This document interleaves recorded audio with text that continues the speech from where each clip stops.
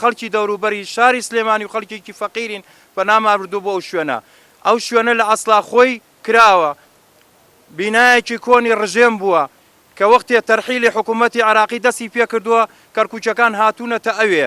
ئێمەش وەکو خەڵکی دەوروبەری شاری سلێمانی خەڵکی فەقیر و هەژار هەستاوین بە مەبلەغێک ئەو شوێنەمان کڕیوەتەوە. لە دوای ئەوە ئاو کارەبا هەموو شتێکمان بۆ دابین کراوە لەلایەن سەرۆکاتی شارەوانیەوە.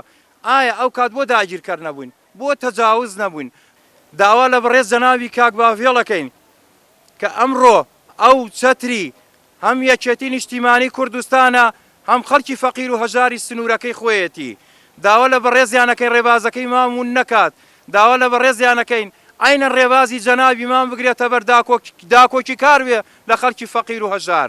کێشەکەمان لەوایە ئەو شوێنە ئێستا ئەڵێن فرۆشراوە بە چەند کەسێکی سەرمایەدار. ئێمە داوا لەو بەڕێزانە ئەەکەین قەی چێکە حەقی خۆیانە کڕیوانە بەڵام بێن حەقیق ئەو خەڵکە بن حساب و ئەو خەڵکە بکەن شوێنێکی هەر نەبێ وەکو ئەو شوێنە بۆ ئەو خەڵکە دابین بکەن. ئەو خەڵکە چی ئەوێ؟ ئەو خەڵکە قەسری ناوێ، ڤێلای ناوێ، ڕەفاعەتی لە ساسەی ناوێ، بەڵام ئەوە ئێوە شوێنێکیان پێڕەوا ببینن وەکو ئەوێ. 27 ماڵی فەقیر و هەژار و ڕەش و ڕوود لەوێیە.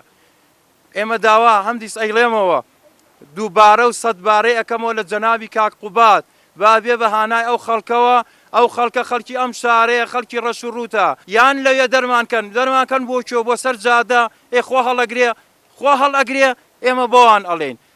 داوا لە جەنابی کاک قوباتەکەین ئەمە سەری هەزار جارەیە با ببێ بەدەنگ ئەو خەڵکە فەقیر و ڕەش و ڕووتەوە تکای لێ ئەەکەین تکای لێ ئەەکەین. ئێمە خەڵکی فەقیر و هەژارین، تەنها عەیبی ئێمە فەقیریە و هیچی تر.